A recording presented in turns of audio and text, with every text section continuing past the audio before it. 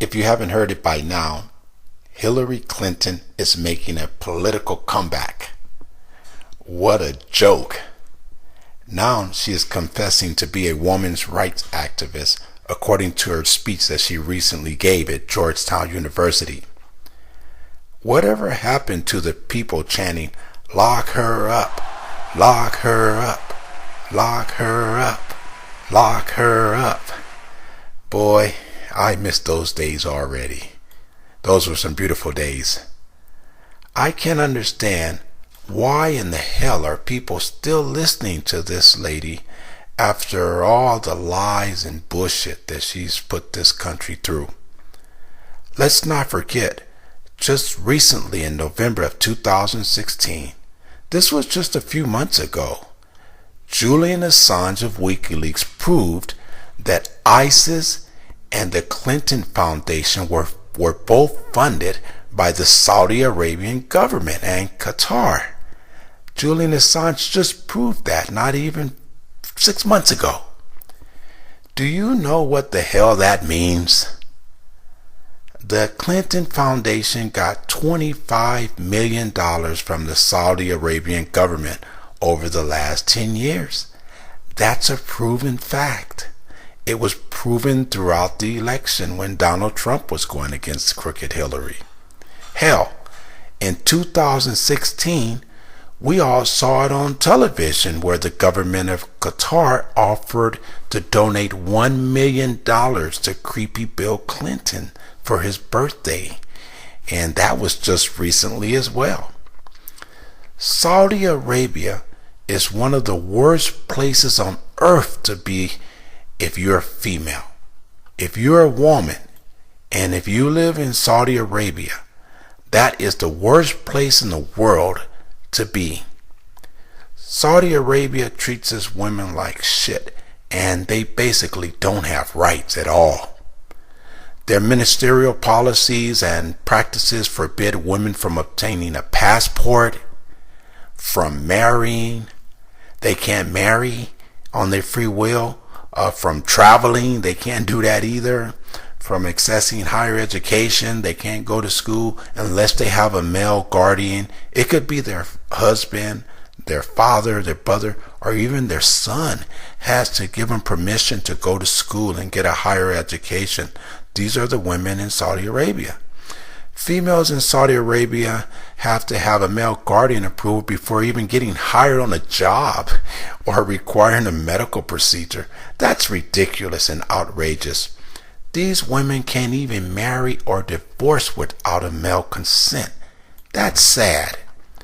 Women in Saudi Arabia can't even drive a car. And just recently, I don't know if you recall or not, when these two women were arrested in Saudi Arabia when one of them was driving a car around with the other one in it, and they got jail time. I don't know how long they got, probably 10, 15 years in jail for driving a car. Crooked Hillary Clinton supports women's rights just like the devil supports religious beliefs. This is chaotic and absurd. I would love to hear what you think about this topic right here. You can check it out for yourself, the video, but I just can't see how Crooked Hillary is pretending to be an activist, defender for all these women's rights, when she's going around collecting money from Saudi, who basically are ditching these women's rights and killing and incarcerating and treating a lot of women bad. Because standing up for the rights and opportunities of women and girls must be a cornerstone of American global leadership, and therefore it must be woven throughout our foreign policy with the resources, staffing, accountability, and attention needed to back up that commitment.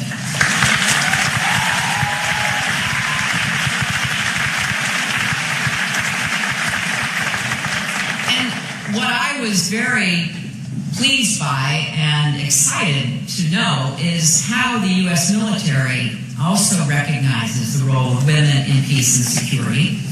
Over the years, I've had the privilege of working alongside and standing beside some of our military leaders right on this stage.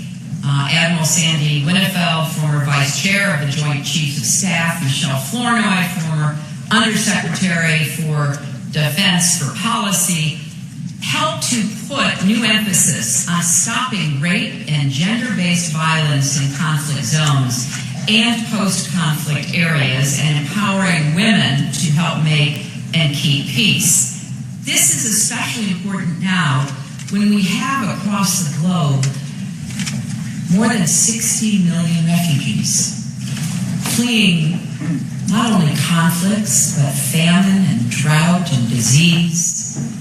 And we have to come to terms with that because, again, it's not just somebody else's problem.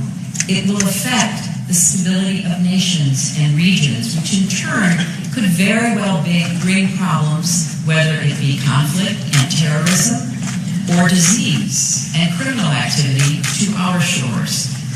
So global progress depends on the progress of women, and I know we've seen positive results of that theme being actually implemented ever since the UN Women's Conference in Beijing in 1995.